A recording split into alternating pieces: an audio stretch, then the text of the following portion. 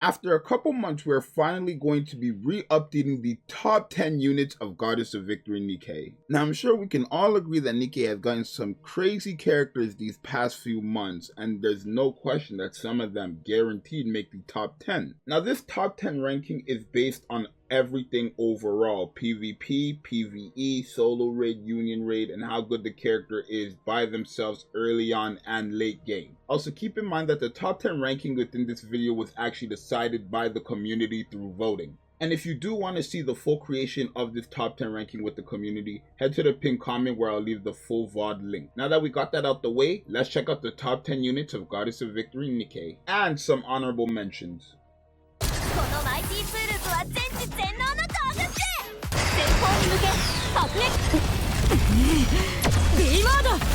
So for our honorable mentions, we have Senti, Privity, and A2. Although Senti and Privity were actually in the last top 10, unfortunately they did get bumped down.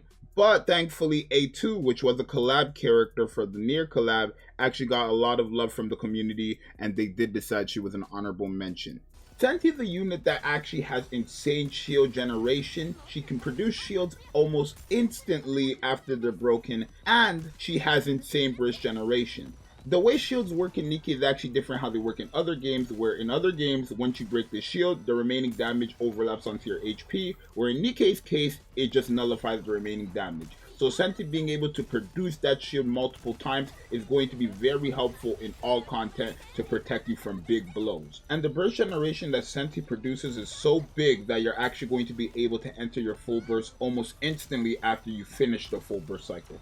Privity is a well-rounded support that increases attack, reload speed, and lowers max ammo capacity. This is going to be fantastic in all content because a lot of the characters in the game do benefit heavily from reload speed and attack, and then a lot of them also do benefit from having less ammo capacity. Not to mention, if you do use her burst skill, she can stun enemies for 3 seconds, which can be very helpful in PvP and all content that has mobs. A2 is arguably the best mob clear in the game due to her insane AoE damage from her normal attack, and she also has a unique mechanic where she can stay in her burst skill for as long as possible if her HP can remain over 40%. Against bosses with parts, she's actually going to be very fantastic because every time she uses a full charge, damage to parts is increased heavily. So these 3 characters are kind of staples in the game. Obviously, the characters in the top 10 are just better than them, but it doesn't change the fact that these 3 are no joke in today's meta. In the number 10th slot, we have Rapunzel. Rapunzel is arguably the best healer in the game.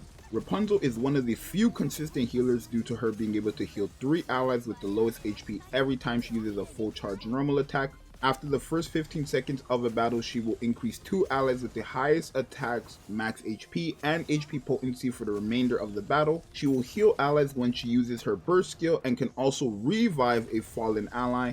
And she also has a stun mechanic that will go off for 1 second if her HP is below 30% while using her burst skill. The only downside with Rapunzel is that her burst skill is on a 60-second cooldown, which forces you to use another burst 1 unit that is on a 20-second cooldown for efficient burst rotations. But overall, she is a staple in all content due to her amazing heal mechanics and also her great burst generation due to her being a rocket launcher user. And at number 9, we have Alice. Alice is one of the best DPS units in the game, but only when she is fully invested. Alice will increase 2 allied units with the highest attack charge speed and charge damage, which will be useful for units with charge mechanics, including herself. If Alice's HP is above 80%, she will have the pierce effect, but if her HP falls below 80%, she will continuously heal herself until she reaches 80% again to reactivate the pierce effect. And when Alice uses her burst skill, she will give herself a massive attack buff and a massive charge speed buff, allowing her to shoot insanely fast with her normal attack. The biggest downside to Alice is that she does require heavy investment to do big damage, meaning increasing all her skills, providing her with overload gear, and the correct effects on the overload gear for her to compete. This makes Alice not that great early on, and it does take a bit to actually start investing into a character, since you do have to be able to unlock special interception after chapter 16, and then also being able to beat all 9 stages of every single boss just so that you are able to get the custom modules to start creating overload gear. Not to mention you do have to get the correct piece for Alice to build her overload gear. So overall, Alice is ranked a bit lower for the simple fact that in early game content, she's okay. In late game content, she's phenomenal if you invest into her. Keep in mind that it does take a while to invest into someone unless you are going to spend and sell your soul. And if you don't invest into her late game, she's just, again, decent at best. So her having to be invested is kind of what holds her down on this top 10 ranking. There's no question when you do invest into her, she's perfect in PvP, solo raid, union raid, story progression, and every content in the game. But I'm sure everyone understands that she is still a phenomenal DPS. Again, only when she's invested. And at number 8, we have Summer Anise. Summer Anise is a limited character that surprised everyone with her damage, especially since she is a supporter unit. When entering a full burst, Summer Anise will give all electric code allies a massive attack buff that scales off of her own attack, and also a massive reload speed buff. When firing the last bullet of her normal attack, she will deal massive final attack damage to 2 enemy units with the highest attack and give herself a damage to interruption part buff, which will allow her to break the damage to interruption parts faster. When she uses her burst skill, she will lower her max ammo capacity by more than half, increase her own reload speed, and increase the damage to type effective enemies, in her case, water enemies. The downside to Summer Anise is that since you want her to land the last bullet as much as possible, she can't be paired up with the units that increase max ammo capacity, and you need to run her with Privity, which is a free unit that everyone gets from the day-by-day missions, so that you can have her have 1 ammo and max reload speed so she can spam her skill 2 and do insane damage. But if you do invest into Summer Anise and get her burst skill to level 9, you will no longer need to run Privity, where Summer Anise can spam her skill 2 with insane reload speed and 1 bullet from her burst skill alone. So the difference between Summer Anise and someone like Alice, who both need investments, is that Alice needs investments to do damage, where Summer Anise needs investments to not have to use Privity no longer to do insane damage. But it doesn't change the fact that early on to late game PvP, solo raid, union raid, all content, Summer Anise will be hitting insanely hard. And keep in mind, she's a supporter.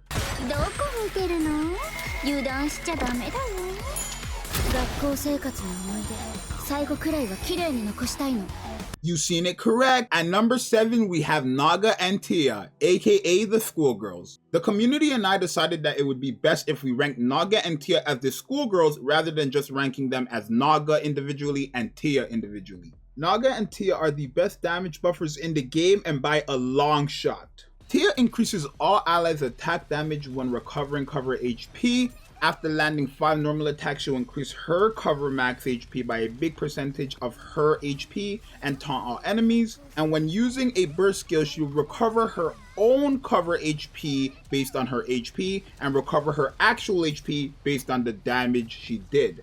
And when Tia uses her burst skill, she will generate a shield for all allies, but the shield will be bigger for herself, and re-enter the burst 1 stage, allowing you to use another burst 1 unit's burst skill. Keep in mind that Tia is on a 40-second cooldown, but she does have a mechanic in her first skill that allows her to lower the burst skill cooldown by 13 seconds every time she does recover her cover HP, and that can be anybody in the game that recovers her cover HP, even if it is at 100%. But once the cover HP is gone, it's no longer going to work. Naga, on the other hand, recovers all allies' cover HP when she uses 12 normal attacks. Naga also grants 2 allies with the highest attack a damage dealt to core buff for 5 seconds, and also heals 2 allies with the lowest HP after using 5 normal attacks. When Naga uses her burst skill, she will grant all allies an attack buff based on her attack, but give a greater attack buff and damage buff to core when a shield is on her. And those buffs will be going to all allies on the team. So even with all of that, the downside to Naga and Tia is the lack of healing and survivability that they provide. Also, Tia forcing you to run another burst 1 unit, and the core buff will only matter if you're attacking an enemy with the core. But it doesn't change the fact that if you are looking for damage buffers, these characters are your go-to characters. I want to say in everything but PvP, these characters are really going to shine. I just don't feel like you have enough time to get everything off in PvP, but in solo raid, union raid, story progression, literally everything in the game but PvP, these characters are going to shine no matter what in terms of giving the damage buffs.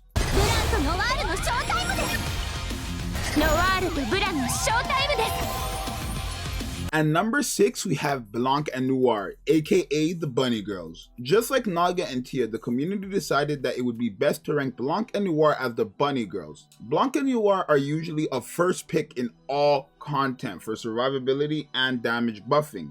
Although their damage buff isn't that great compared to Naga and Tia's, their survivability is unmatched. Every time Blanc lands 120 normal attacks, she'll create a shield that will protect all allies from any insane blows. Blanc is one of the other few consistent healers in the game since she actually heals on and off of a full burst, so basically the entire game. What makes Blanc so unique is that every time you use her burst skill, she will grant Indomitability and a max HP buff to one ally with the lowest HP. Indomitability is a buff that keeps the ally alive for 10 seconds no matter how much damage they take. Not to mention, when you do use Blanc's burst skill, she will also give a debuff to all enemies, which is a massive damage taken debuff. The only downside to Blanc is that she is on a 60-second cooldown, but it's actually fine because she does have a mechanic in her second skill where if you do pair her up with a character from the same squad, which is, as of right now it's only Noir, she will actually reduce her cooldown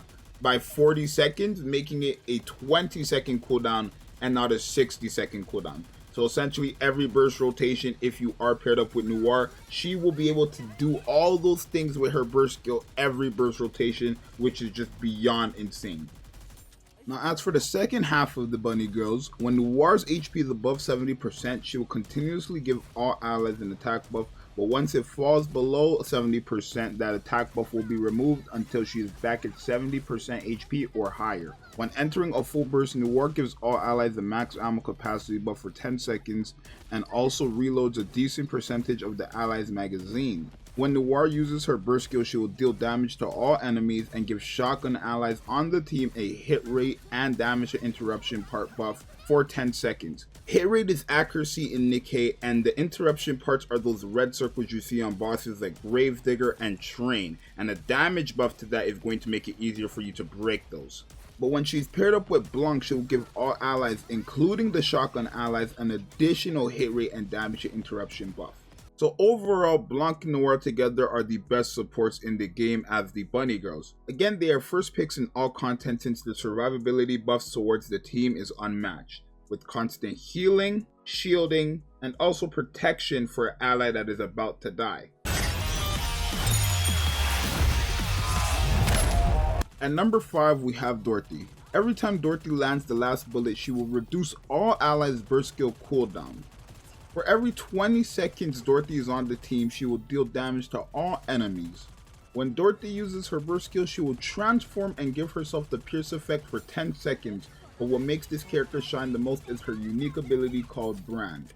Brand accumulates total damage dealt to enemies during the duration, and then deals the accumulated damage to all enemies as distributed damage once the duration ends. The maximum accumulated damage could be up to thousands of percents depending on your level of the caster's final attack, and that does last for 10 seconds. So essentially, let's say I deal 2 million damage. After 10 seconds, 2 million damage is going to reapply to all enemies on the field.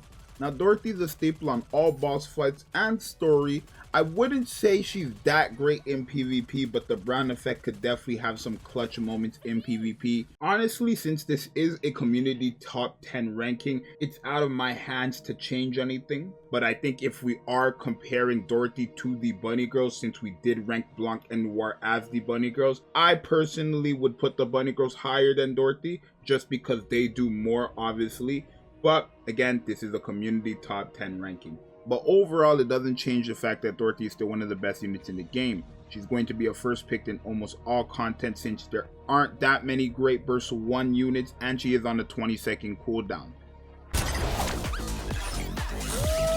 At number 4, we have Litter. Litter is easily the best overall supporter in the game. When entering a full burst, Litter will reduce the burst skill cooldown of all allies, but depending on how many times you enter the full burst, the cooldown reduction will increase. And every time you use Litter's burst skill, she will give all allies different damage buffs that adds on based on the burst skill usage.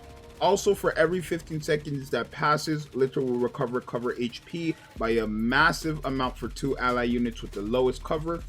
And Litter's burst skill will give all allies a massive attack buff that lasts for 5 seconds. There's no question that Litter is a must-have in every content as she's able to provide and protect. Honestly, there's not much to say about this character's kit. She has a tiny kit that does so much. And number 3, y'all got Scarlet. Scarlet is a top 3 DPS in the game from start to finish. When Scarlet uses 10 normal attacks, she'll increase her own attack by a massive amount due to it being able to stack up to 5 times. In return for this massive attack buff, she will lose HP. When enemies attack Scarlet, there is a 30% chance that Scarlet will counter those enemies with an attacking blow based off final attack. And when her HP falls below 60%, she will have a continuous crit damage buff until she passes 60% HP again. When Scarlet uses her burst skill, she will deal massive damage to all enemies on the field, and if her HP is below 50% while using her burst skill, she will give herself a big crit rate buff for 10 seconds. The only downside to Scarlet is that she loses HP and that I don't have her. But you can fix the issue by bringing in a healer, and I can fix my issues by just pulling the damn unit.